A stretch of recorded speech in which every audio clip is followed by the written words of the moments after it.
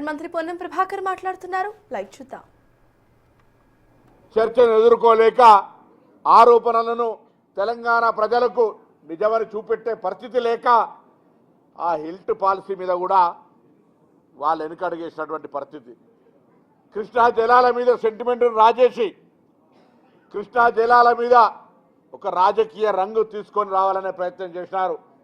శాసనసభ వేదికగా జవాబు చెప్పలేక, జవాబు చెప్పే పరిస్థితులు లేక ముఖం చాటేసి చర్చ నుంచి ఎటువంటి వివాదం లేకుండా శాసనసభను బహిష్కరిస్తున్నామని, అంతకుముందు బిజినెస్ అడ్వైజరీ కమిటీలో నేను కూడా ఒక సభ్యుడిని, 30 రోజులు పెట్టండి 20 రోజులు పెట్టండి అని డిమాండ్ చేసిన వీళ్ళు శాసనసభ నడుస్తుంటే సభను బహిష్కరించి పోయినటువంటి సభా సాంప్రదాయాలు మర్యాదలు తెలిసిన వీళ్ళు ఇవాళ చర్చకు వేదిక.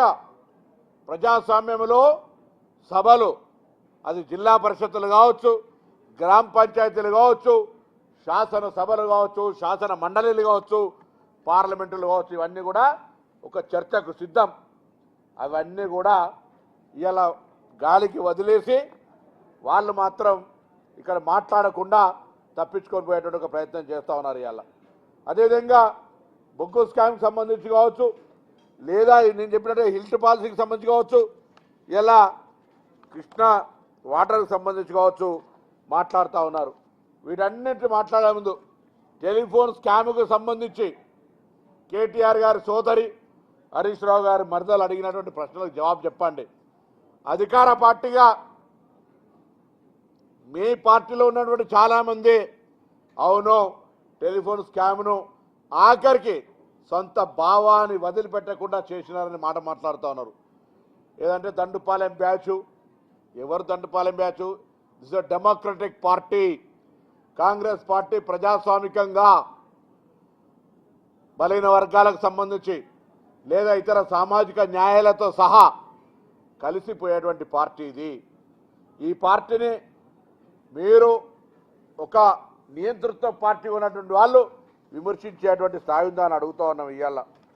అదేవిధంగా గతంలో అమృత్ స్కీమ్ కింద కూడా మరి పవర్ ప్లాంట్ పరిశీలిస్తే జవాబు చెప్పలే. ఆనాడు ఇట్లనే విచారణ బాగా ఆరోపణలు చేసినారు. సో ఇవన్నీ ఇష్యూస్ ఉన్నాయి. అందుకే సింగరేణికి సంబంధించి నేను మొత్తం పేర్లు 20 పేర్లు చదవని చదువుతా, మీకు కాపీ ఇస్తా. దానికి ఎంతెంత ఎక్సెస్ ఒకటైతే 35.57 డేటెడ్ 1/3/2017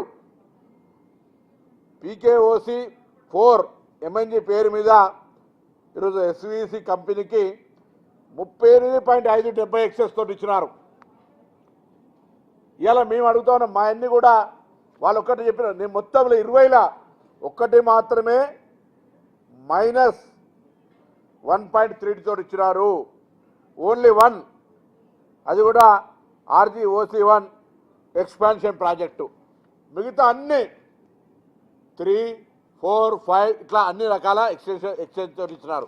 అదే కాంగ్రెస్ పాలన వచ్చిన తర్వాత జరిగినటువంటి 5 ప్రాజెక్టులల్లో ఒకటి 2025 ఏప్రిల్లో, 2025 మేలో, 2025 మే, 2025 జూలై, దాని తదుపరి అక్టోబర్ 2025.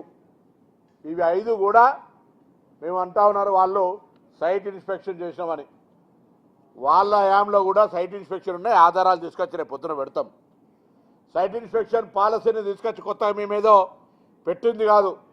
దానికి కారణం టెండర్లు వేసి పని చేయక వదిలిపెట్టి పోతున్నారనేటువంటి సాంప్రదాయంతో టీఆర్ఎస్ హయాంలోనే వాళ్ళు సైట్ ఇన్స్పెక్షన్ ప్రాసెస్ చేసినారు. ఆ ప్రాసెస్కి అనుగుణంగానే అందుకు సంబంధించినటువంటి పేపర్లు వస్తూ ఉన్నాయి, మీడియా ముందు ఉంచుతాం.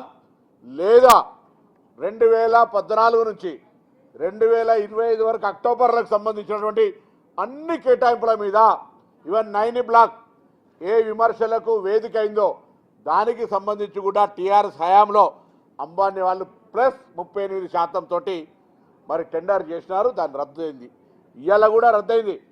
ఎక్కడ కూడా అవినీతికి అవకాశం లేకముందే బట్టగాల్చి మీద పారేసి ప్రభుత్వాన్ని బదనాం చేయాలి. ఈ యొక్క సంప్రదాయం ఒక్క సింగరేణి కాదు, ప్రతి అంశంలో నేను చెప్పినట్టు కృష్ణా వాటర్ కావచ్చు, హిల్ట్ పాలసీ కావచ్చు, అమృత్ స్కీమ్ కావచ్చు, లేదా ఇతరత్ర మూసీ కావచ్చు, లేదా ఇంకా ఏ కార్యక్రమం తీసుకున్నా రాజకీయంగా తెలంగాణ ప్రజల ఆశీర్వచనంతో ఏర్పడ్డ ప్రజాపాలన ప్రభుత్వం 3 నెలలు కొనసాగదు అనేటువంటి అపశకునాలతోటి పూర్తిగా ఈ ప్రభుత్వాన్ని అస్తవ్యస్తం చేయాలనేటువంటి విమర్శలకు మాత్రమే పరిమితమవుతా ఉన్నారు. ఇలా తెలంగాణ అన్యాయం జరుగుతోంది, నిధుల కేటాయింపులో ఢిల్లీకి వెళ్దామంటారు అమ్మారు. మీరు ఢిల్లీకి వెళ్ళి ఇలా కేంద్రాన్ని ఒత్తిడి చేసి తెలంగాణకు నిధులు తెచ్చుకొని తెలంగాణ అభివృద్ధిలో బాధ్యత గల ప్రతిపక్షంగా రమ్మంటే రారు. ఇవన్నీ జరుగుతున్న సందర్భంలో తెలంగాణ ప్రజలకు వాస్తవాలు చెప్పడానికి సింగరేణికి సంబంధించినటువంటి అసత్య ఆరోపణల్ని తీవ్రంగా ఖండిస్తూ ఆ అంశం మీద బహిరంగ చర్చ, అదేవిధంగా మీరు ఇచ్చినటువంటి 20 అలాట్మెంట్స్, మేము ఇచ్చిన 5 అలాట్మెంట్ మీద ఎటువంటి ఎంక్వైరీకైనా సిద్ధము. మీరు లేఖ రాయండి, ఎంక్వైరీ చేయడానికి సిద్ధం. తప్పకుండా దోషులుగా ఎవరెవరు ఆ రోజు పార్టిసిపేట్ అయినరో, ఎవరెవరు దీనికి బాధ్యత వహించి ఇప్పించుకున్నారో వాళ్ళు కూడా తప్పకుండా విచారణ చేయాలని గౌరవ ముఖ్యమంత్రి గారు కూడా మేము కోరుతాం.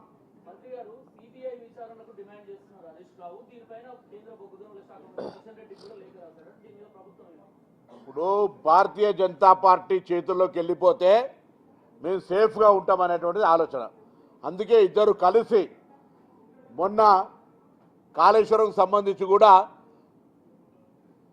కిషన్ రెడ్డి గారు కూడా సిబిఐ ఎంక్వైరీ చేయించండి, రామచంద్రరావు గారు సిబిఐ ఎంక్వైరీ చేయించండి అని చెప్పినారు. ఇలా ఆ మాట టీఆర్ఎస్ నాయకత్వ విజ్ఞప్తి మేరకు భారతీయ జనతా పార్టీ నాయకత్వం డిమాండ్ చేసింది. తెలంగాణ ప్రభుత్వం సిబిఐకి విచారణకు విజ్ఞాపన చేసి తీర్మానం చేస్తుంది సభలను ఊహించలే వాళ్ళు. ఈరోజు సిబిఐకి ఇచ్చిన తర్వాత కాళేశ్వరం విచారణ మీద నేను కిషన్ రెడ్డి గారిని, హరీష్ రావు గారిని అడుగుతా ఉన్నా. ఇవాళ కాళేశ్వరం విచారణకు ఇచ్చిన తర్వాత సిబిఐ ప్రగతి ఏందో చెప్పండి. ఎందుకు ఇప్పటి వరకు దానికి సంబంధించి చర్యలు విచారణ ప్రారంభిస్తలేరు అడుగుతా ఉన్నాం.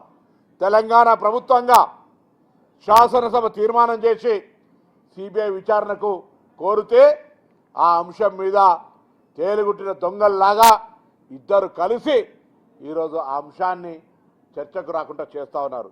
ఇలా మళ్ళా ఇప్పుడు కూడా సింగరేణి కానీ ఇతరత్ర అంశాలు వీళ్ళకు సేఫ్గా ఉండడానికి ఇద్దరు కలిసి నువ్వు ఇచ్చినట్టు చేయి, నేను ఏడిచినట్టు చేస్తా అనే విధంగా సింగరేణిని కూడా సిబిఐకి ఇవ్వమంటారు. 2014 నుంచి జరిగినటువంటి అంశాలన్నీ ముందుగా ప్రజలకు చెప్పడానికి జరుగుతున్నటువంటి పరిణామాలు చెప్పే ప్రయత్నంలో మీరు చేసిన అసత్యపు ఆరోపణలు, ఇచ్చినటువంటి 20 అలాట్మెంట్స్ ఎక్సైజ్ రోడ్తో ఒకటైతే 38% ఇచ్చినారని చెప్పడానికి మీరు ఇలా ఆర్టీఐ కింద డెమోక్రటిక్గా ప్రజాస్వామ్యం గురించి ఆలోచించే వాళ్ళు ఎవరైనా, ఏ జర్నలిస్ట్ అయినా వాస్తవాలను తెలియజెప్పే ప్రయత్నం చేయడానికి ఆ సింగరేణి అలాట్మెంట్స్ అన్నింటినీ తెప్పించుకొని ప్రజల ముందు ఉంచాలని ఈ సందర్భంగా నేను కోరుతా ఉన్నా.